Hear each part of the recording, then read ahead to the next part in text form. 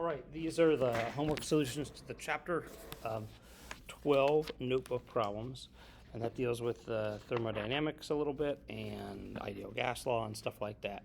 So for problem number 7, and I want to make sure I'm saying these correctly, it says an ideal gas is at 20 degrees Celsius. If we double the average kinetic energy, what's the new temperature of the gas in degrees Celsius? So first of all, I've got to convert it to Kelvin because the absolute temperature is directly related to energy. So it's 293. I double that, it's 586. Convert it back to Celsius, that's 313 Celsius.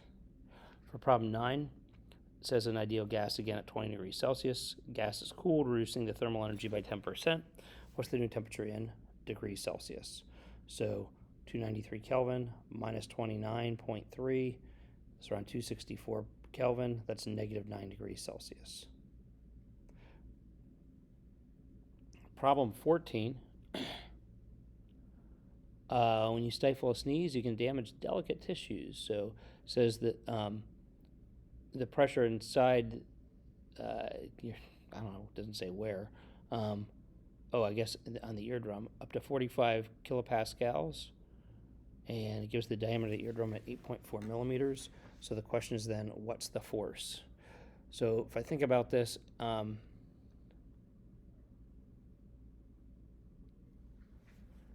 in this particular case, the difference in pressure is 45,000.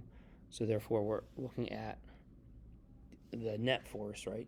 So the area of the eardrum, convert this to meters, divide by 2 to get the radius, 5.54 times 10 to the negative 5th square meters. So pressure is force over area, so force is pressure times area, so that's 2.49 newtons. For 15, it says the gauge pressure is 35 psi, and it's asking for the atmospheric or the absolute pressure of this thing.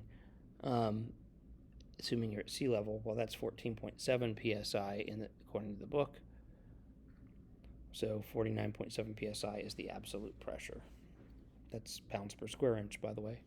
For problem 20, it's talking about the acceleration of a champagne bottle cork, and this is just ridiculous, I thought. So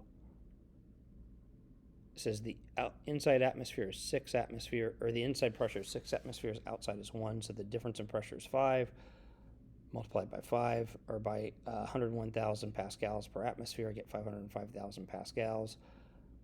Again, you could use 100,000 here, you could use 101,300 there, doesn't matter. It tells you the diameter of the cork is 18 millimeters, so the radius is 9 times 10 to the negative 3rd meters. It tells you the mass of the cork. So at some point, we're going to be getting acceleration using Newton's second law, which is net force over total mass. So if I have this area, pi r squared of the cork, and I know that what the pressure is, I can figure out the force. That's 128 newtons. That's a lot. That's somewhere around, 30 to 35 pounds of force. And so then you put that divided by the area, or divided by the mass, force over mass, and you get a ridiculous 171,000 meters per second squared. Now it slows down rapidly, or that acceleration decreases rapidly to air resistance and the force being removed, but still, that's ridiculous. Problem 29 says 0.1 mole of argon gas admitted to an evacuated, meaning otherwise than that it's a vacuum, 50 cubic centimeter cylinder at 20 degrees Celsius, then undergoes heating at constant volume, 300 degrees Celsius, with the final pressure of the gas. So for these next problems, I'm converting everything into cubic meters and pascals. So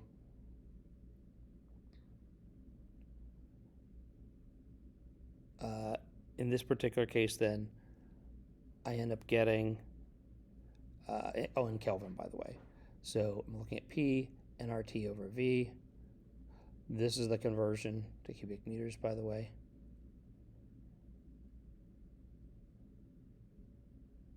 And so here we end up having a final pressure of 9,500 kilopascals, or 9.5 times 10 to the 6 pascals. The initial temperature being 293 Kelvin would have had 4,900 pascals. So essentially it was asking you to show that process in a proper scale. Well, that's a little annoying. So that's why I had to calculate both of those, I guess. I suppose you could have done it proportionally. based on the temperature. So for problem 30, it's saying a football. Oh, I like this problem because Tom Brady is a cheater. So this is something about Deflategate that happened a few years ago in New England when he was there. Football is inflated in the locker room before the game. Since the air warms as it's pumped, enters the ball at a temperature of 27 degrees Celsius, 13 psi. So the ball is used to play at 10 degrees Celsius, and if it cools, what's the pressure of the, in the ball? So that's basically the net pressure or the gauge pressure. So overall, at first, ball and atmosphere is 27.7, but that's at 27 degrees Celsius, so that's 300 Kelvin. The final temperature is 283 Kelvin. So kind of do this and say, hey, the number of moles inside is the same, the gas constant's the same. Football could change volume slightly, but generally doesn't if there's any pressure in it. It's a tight sewing pattern and things like that, so I did assume constant volume. So therefore, my initial pressure over initial temperature is equal to my final pressure over final temperature. So I got this. Final pressure is 26.1 psi is the absolute pressure, which isn't much different. But when you subtract off the atmospheric pressure, which is constant, then it goes from 13 down to 11.4 psi. That's a pretty significant difference in how the football feels. For chapter 12, problem 34, we had a process like this.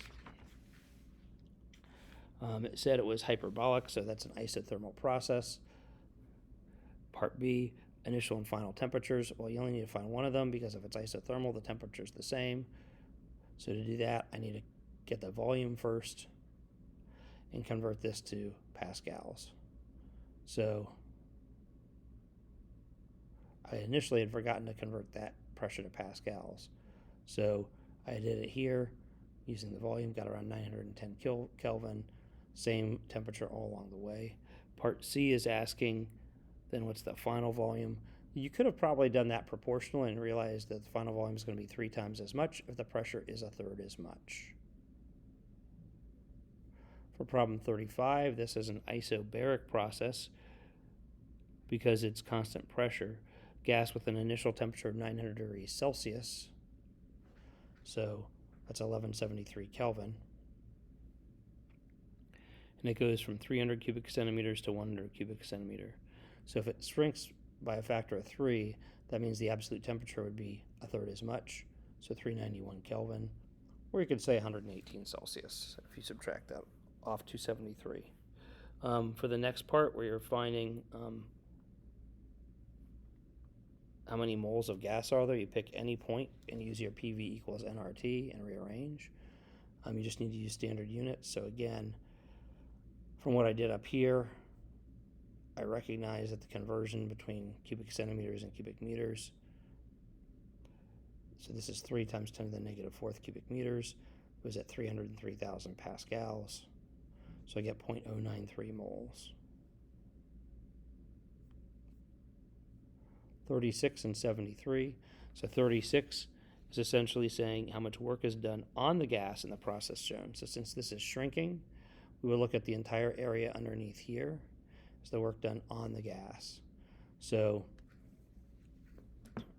again, getting the total, the volume, 3 times 10 to the negative 4th cubic meters, final volume, 1 times 10 to the negative 4th cubic meters. Work is negative P delta V. Pressure is at 200,000 pascals. So there I just used 100,000. Oh, no, that was given as 200 kPa. Change in volume. So it's negative P, but the delta V is negative also. So it's a positive 40 joules of work are done on the gas. Negative 40 joules of work will be done by the gas. 73 is a thermal conductivity problem, and I just wanted to do that so we don't forget it. If you remember, we did that for response in class. This is the formula we use. This was given in the chapter.